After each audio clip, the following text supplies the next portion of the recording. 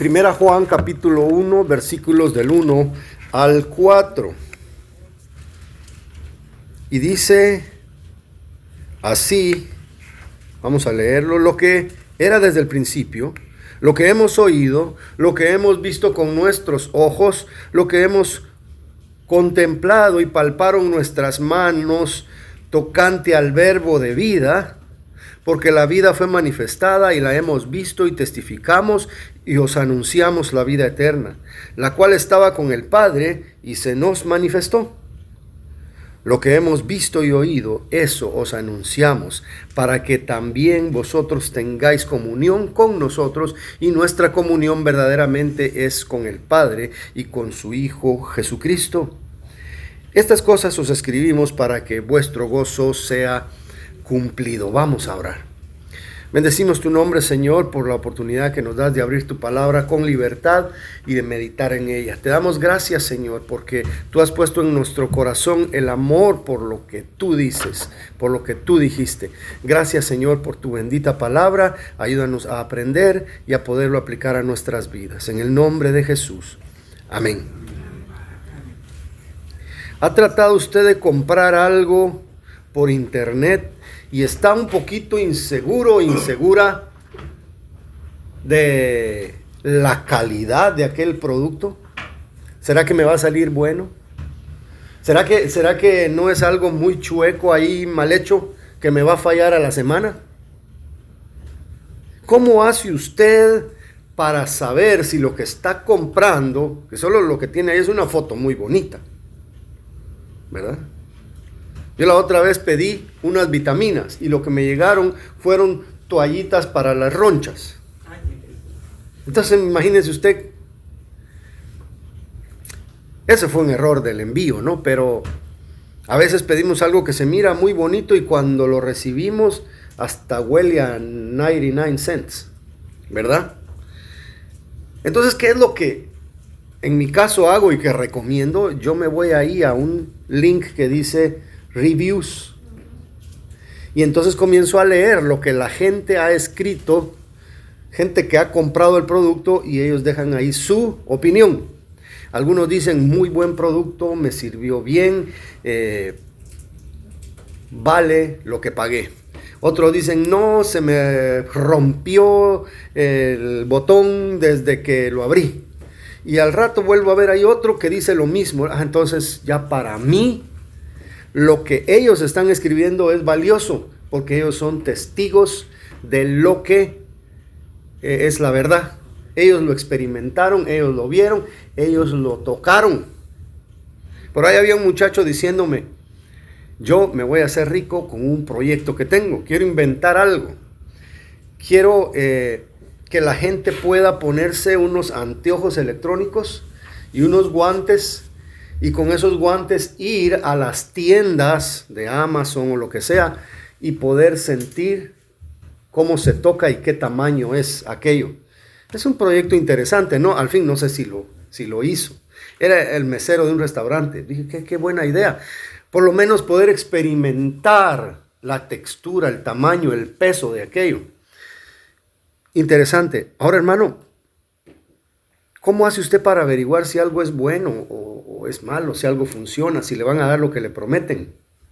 Usted verifica con los que ya lo experimentaron, ¿verdad?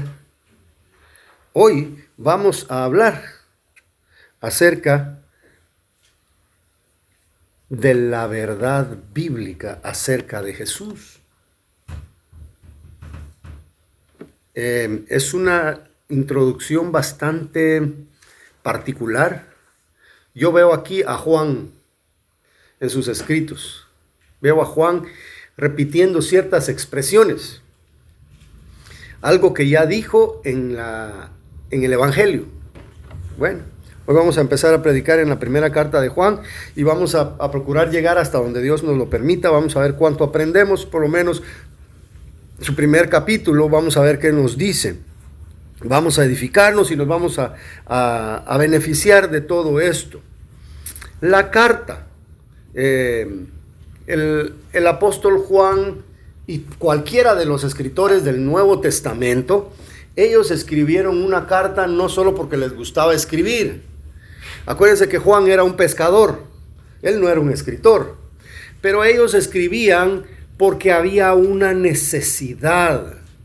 Es como cuando usted llama a su hijo y le quiere corregir algo. Esa reunión es necesaria y tiene que ser productiva. Así eran las cartas. No era fácil escribir una carta en los tiempos de Juan. Había que comprar ya sea el pergamino, ya sea el cuero o el papiro, y poder saber leer y escribir y poder redactar de una buena manera. Si usted lee ahí, eso está con la ayuda del Espíritu Santo, claro, pero no era fácil. No era fácil, salía caro y no cualquiera lo podía hacer. Y aquí está Juan escribiéndoles a ellos. ¿Quién era Juan? Juan era el hijo de Zebedeo, hermano de Jacobo, al que Herodes mató a espada, según Hechos 12:2. Juan para este tiempo ya había visto a su hermano degollado. Y me impresiona un poco en el Apocalipsis, cuando allá en el cuarto sello, me parece, hermano Miguel, en el cuarto sello mira a las almas debajo del altar que habían sido degollados y que habían sido sacrificados. Yo no sé si de repente él vio ahí a su hermano en esa visión. Él había sido o degollado o decapitado, pero murió a espada. A ellos dos el Señor Jesús les llamó los hijos del trueno. ¿Por qué? ¿Porque su papá era enojado? No, es porque ellos querían juicio que viniera del cielo para castigar a aquellos pueblos que no quisieron escuchar el evangelio. Señor, ¿quieres que oremos para que caiga fuego del cielo? Ustedes parecen hijos del trueno. Ustedes saben que es un trueno, ¿verdad? Es fuego que viene del cielo y que arma un incendio. Entonces ellos tenían un carácter así medio agresivo, y su mamá también. Su mamá era una señora bastante ambiciosa, porque le dice a Jesús: yo quisiera que mis hijos se sentaran en tu reino, uno a tu izquierda y otro a tu derecha. Y Jesús le dice: ¿de cuántos carriles quieres tu freeway? Para ti sola, ¿verdad? Eso, no, le dice Jesús: no está en mí ahorita darles eso, pero lo que sí es que van a beber de la misma copa que yo voy a beber. Y se hizo realidad, ¿verdad? Ellos sufrieron por la causa del evangelio. Así que ahí teníamos al apóstol Juan. También dicen que era el que se recostaba en el pecho del Señor. A mí no me parece que ellos se acostaban y eso se veía raro, ¿no? A mí se me hace que pues Jesús era de mediana altura y que Juan todavía estaba jovencito y le llegaba al pecho al Señor, y el Señor lo agarraba y le decía: venga para acá, chamaco, le va a dar un su abrazo. Él era el discípulo amado, el más jovencito de todos, fue el último en morir, Entonces, a mí me parece, y tiene lógica, que cuando Juan ya era de 90 años, si alguien quería saber algo acerca del Señor Jesús, se iba con Juan, porque era el último que quedaba. Y mira, y cómo era el pelo del Señor Jesús. Y mira, y qué altura tenía el Señor Jesús. Cómo hablaba, cómo era su voz. ¿Era enojón? ¿O era buena gente? ¿Estaba gordito? ¿Estaba flaquito? ¿Cómo era el Señor Jesús? ¿Qué dijo? Y creo que lo más importante era qué había dicho él. Entonces ya leímos. Yo creo que después de lo que les estoy diciendo, lo que leímos cobra un poco más de sentido y lo vamos a ir desgranando poco a poco. Un mensaje para media hora, yo lo calculo en unas 6 páginas.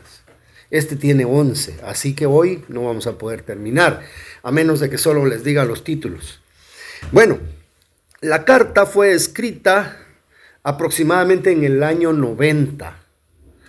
Se cree que fue antes que el Apocalipsis. El Apocalipsis ya fue al final de su edad. Y en este tiempo ya Juan ya no era el muchachito amado. Él era el anciano que a todos los trataba como hijitos. Si ustedes ven sus cartas, hijitos, hijitos. Él no era el papa, ¿verdad? Ni el papá de todos, sino que el padre espiritual de mucha gente. Policarpo fue discípulo de él.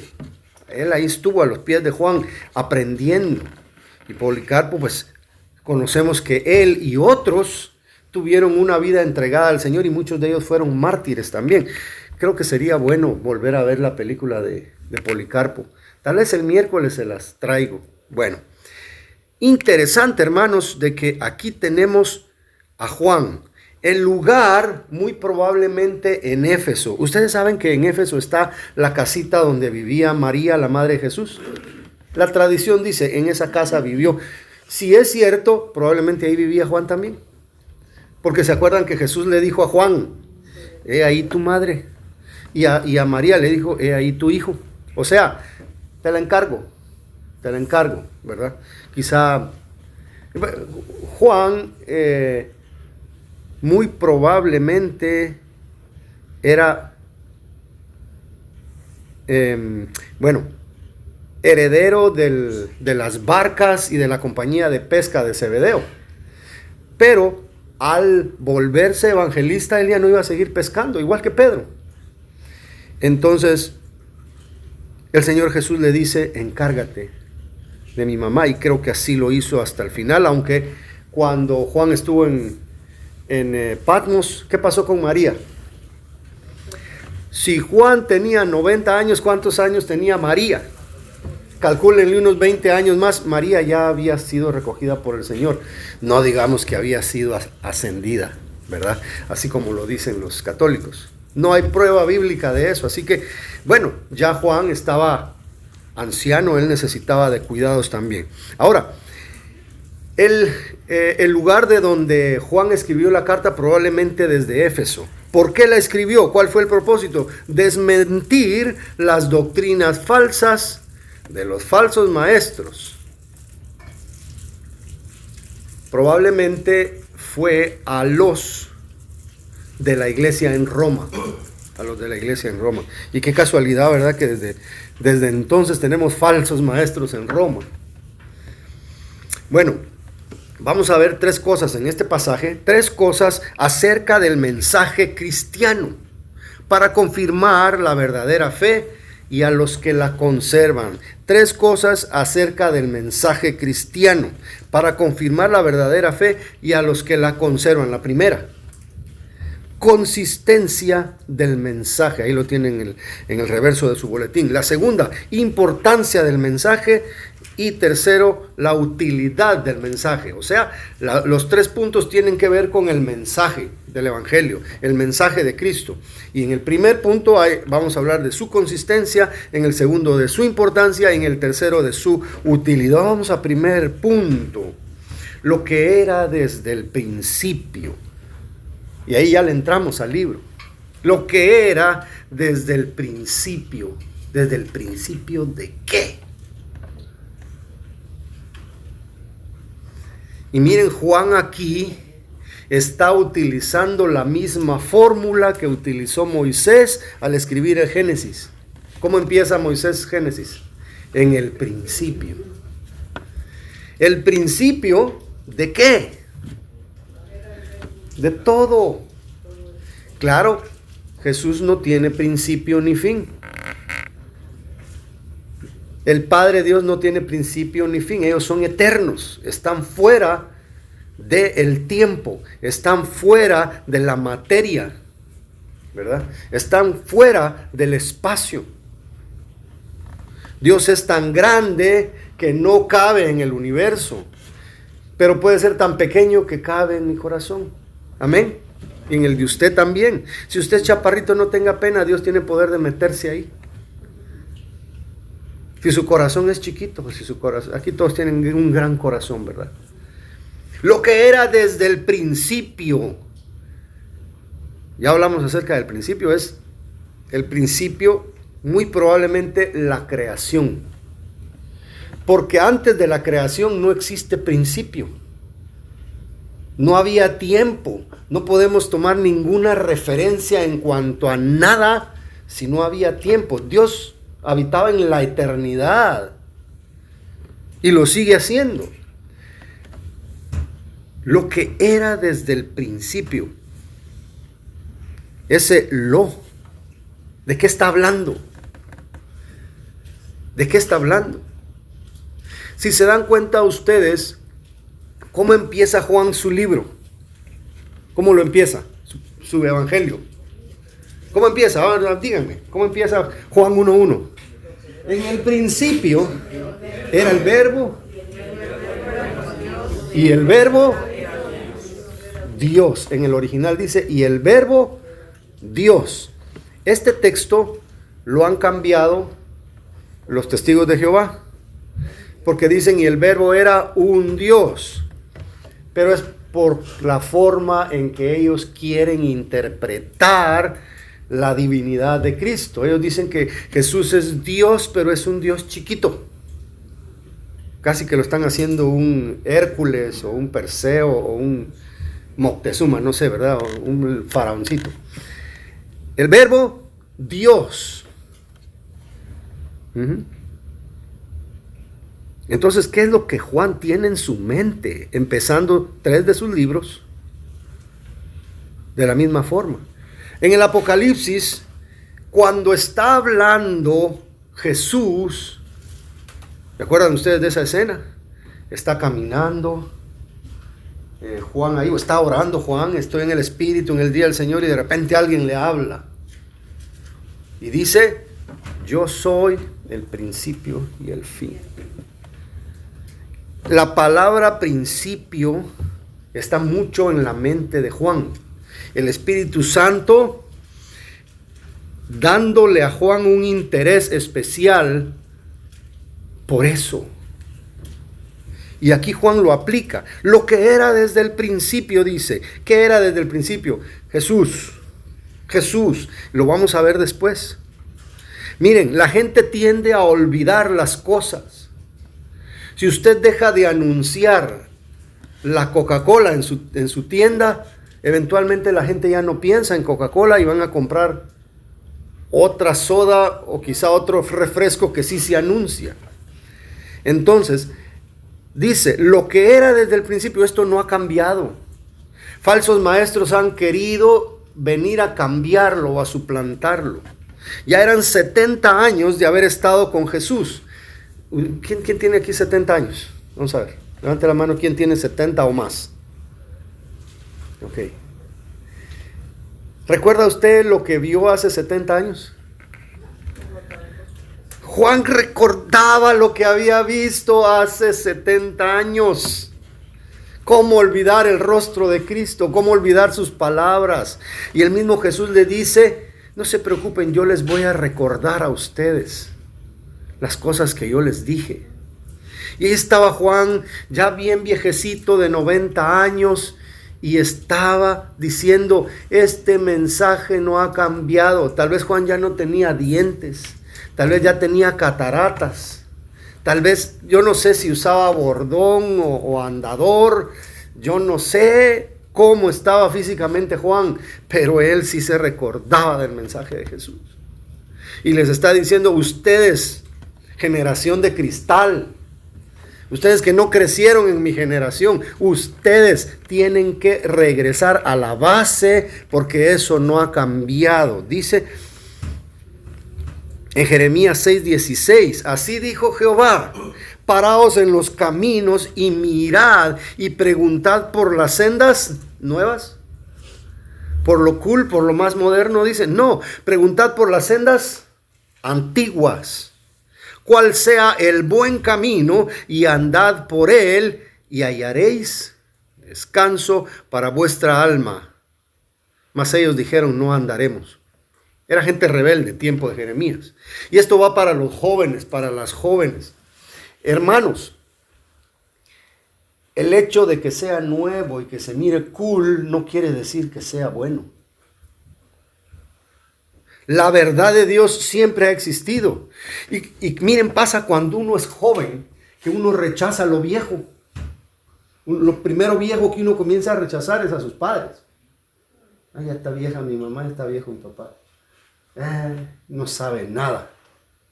Y no es hasta que uno viene y comete errores y se da cuenta que su papá, entre más viejo, más sabe y más sabio que yo era.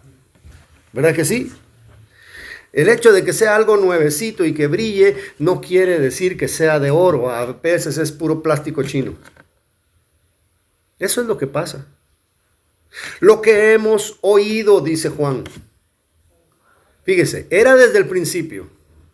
Y nosotros lo oímos, cómo resonaban en la mente de Juan las palabras de Jesús. Cómo resonaba en Juan las palabras de Dios cuando dijo: este es mi Hijo amado en quien tengo complacencia, a él oíd. Yo no sé cuál era el nivel de gozo de Juan, recordar las palabras de Jesús en aquella barca rodeada por el sonido de las aguas del mar de Galilea. Lo que hemos oído, Juan fue testigo presencial.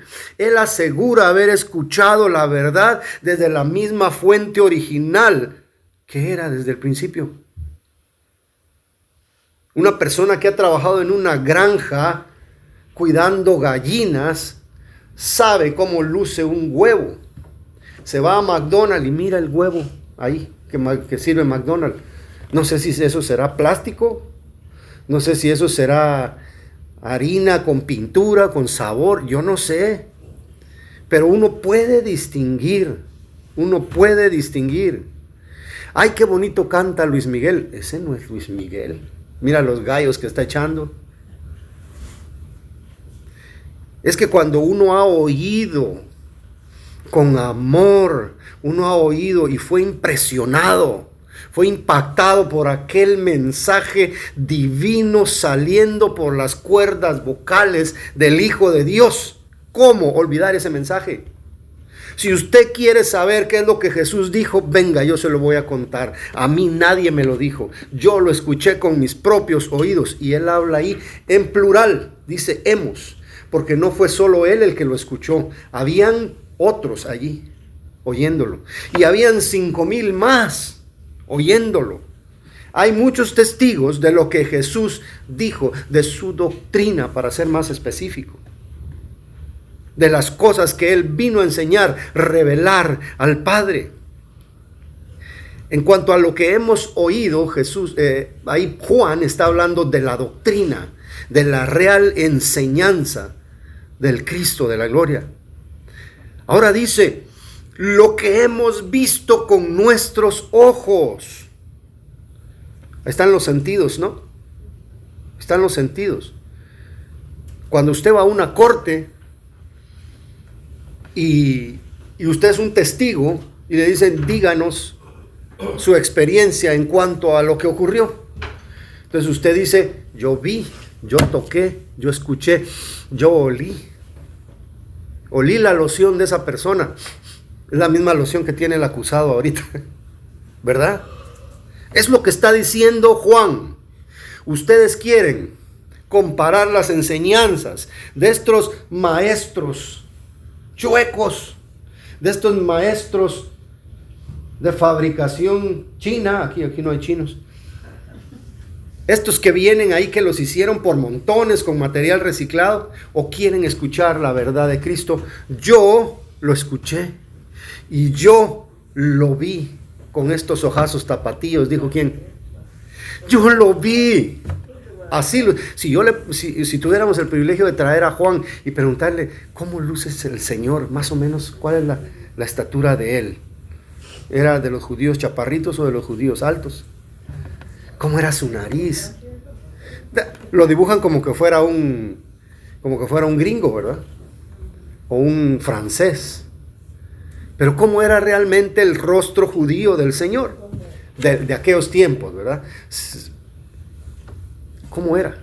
Su pelo, cómo se lo peinaba, hasta dónde le llegaba, porque dicen que era nazareo o no era nazareo. ¿Cumplía con las normas del pelo largo o no? ¿Se lo recogía? ¿Se hacía una...? ¿Cómo? Cuéntanos. Yo lo vi a Jesús. Yo lo observé. ¿Qué color eran sus ojos? Juan nos va a decir, Eso no es lo que importa. Lo que yo pude ver es que era un personaje real. No fue algo que apareció en nuestra mente. No fue algo que se proyectó en la pared. No fue un espíritu que andaba por ahí volando, como decían los falsos maestros. No solamente fue una representación mental. Yo lo vi. Nosotros. ¿Y por qué habla en plural? Porque entre más testigos, más creíble es el testimonio. No con nuestros propios ojos lo vimos. Como decía mi abuelita, yo lo vi. Yo lo vi. Era el lenguaje antiguo, ¿no? Es cierto. No. Ya te vi, dicen. Ya te vi, no me puedes negar. Lo que hemos contemplado. Aquí la palabra más que todo se refiere a una observación detenida. ¿Sí? Análisis. Si usted era de esas personas que vieron a Jesús, usted se pudo haber quedado ahí un buen rato. Pellizcarse, ahí está. No estoy soñando. Restréguese los ojos y acérquese y obsérvelo bien con detalle. Juan no solo lo vio de pasadita. No solamente lo vio allá en la cruz de lejos. Juan lo contempló. Qué bonito debió haber sido. Yo me imagino que para ellos tal vez no era tan emocionante como para nosotros. Porque nosotros hemos oído tanto acerca de él que creamos unas ansias de verlo. Ellos lo estaban viendo ahí como cualquier persona más, y Jesús sudaba y cargaba sus pies tierrosos y pues de repente no se había bañado. Ustedes saben, por allá pues no había mucha agua. Y lo veían como un personaje más, pero nosotros ahora que sabemos todo sobre él y lo viéramos, yo creo que lo primero que usted hace, usted se le prende al Señor ahí a abrazarlo, a besarlo, sus pies, no importa si tenía lodo de Samaria. Lo hemos contemplado. Y fíjese que aquí Juan está utilizando algo que Pedro dijo en el libro de Hechos capítulo 20 versículo 19. Mas Pedro y Juan les respondieron a los que se los habían llevado presos: juzgad si es justo delante de Dios obedecer a vosotros antes que a Dios. ¿Por qué? No podemos dejar de decir lo que hemos visto y oído. Ustedes quieren que yo me calle, porque ustedes quieren que esto sea una mentira, pero yo lo vi y yo lo oí, y es la verdad, y no me la voy a callar. Juan y Pedro estaban seguros. Ahí estuvo Juan cuando Pedro pronunció esas palabras. Dice: palparon nuestras manos. Imagínense Jesús con Juanito aquí, quizás está haciéndole piojito. ¿Cómo está, muchachito? Ya sabía Jesús lo que le venía a Juan. Lo iban a meter en aceite, lo iban a perseguir, lo iban a latigar, lo iban a mandar desterrado a Patmos. Y este muchachito lo abrazaba. Ay, Jesús le agarraba sus manos. Lo tocamos. Aquel personaje que dijo hasta no ver, no creer, le tocó sus manos, sus agujeros, sus cicatrices, sus llagas. Le tocó su costado. José de Arimatea lo cargó y lo llevaron a la tumba. Trataron de enderezarle sus pies, lavarle su sangre. Lo tocaron. Y es que los falsos maestros andaban diciendo que Jesús era únicamente un espíritu que andaba ahí. Lo vieron, pero no se podía tocar. Era un fantasma. Lo tocamos. Lo tocamos. Los testigos de Jehová dicen que cuando Jesús resucitó, resucitó solo en espíritu. Ellos no creen que Jesús era palpable. Pero, ¿qué hizo? ¿Quién fue? Tomás.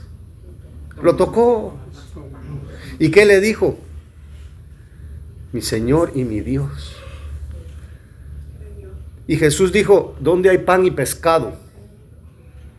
Agarró su pan de pita y el pescado y le echó ahí unas rodajitas. Yo no sé si le puso limón y un poquito de cebolla y ahí cilantro al taquito, pero se lo comió. Los testigos de Jehová no creen que él se lo comió. Bueno, la cosa es que palparon nuestras manos. Jesús era físico, contradiciendo a las doctrinas de los místicos, los gnósticos, quién sabe si los efebos, cuántas religiones habían antes que estaban negando la existencia física del Señor Jesús. Colosenses 1:21, Pablo lo dice: y a vosotros también, que erais en otro tiempo extraños y enemigos en vuestra mente, haciendo malas obras, ahora os ha reconciliado en su cuerpo de humo, en su cuerpo de vapor, en su cuerpo de carne. Jesús era carne, él sangró, él se cansó, él tenía sed, él tenía sueño. Tenía tanto sueño, tanto cansancio, que mientras la barca era azotada por las olas del mar, él seguía durmiendo. Como cuando usted lo amaquea el carro, ¿verdad? Que va durmiendo. Qué rico, muévate más. Jesús era un cuerpo humano. Nos hablan de Jesús, los evangelios, con características humanas. Jesús lloró. ¿Por qué llora una persona? Viendo ahí a los judíos chillando, y dice Jesús: están llorando por causa de la muerte. ¡Qué tristeza! ¡Qué lástima me dan los seres humanos! Porque a causa de su pecado vino la muerte. Yo vine a darles vida, y ese es el tema en esa escena. Aunque esté muerto, el que cree, ¿qué dice? Vivirá. Juan 1:14, y aquel verbo fue hecho humo, holograma, una visión. No, fue hecho carne y habitó entre nosotros. Y vimos otra vez su gloria como el unigénito del Padre, lleno de gracia y de verdad. Hagamos un pequeño repaso porque el tiempo se fue. Lo que era desde el principio, el mensaje de Cristo y Cristo mismo. Lo que hemos oído, lo que hemos visto con nuestros propios ojos, lo que hemos contemplado y palparon nuestras manos. Solo falta que Juan diga: yo olí. ¿Cuál era el aroma del Señor? ¿Qué óleo se echaba?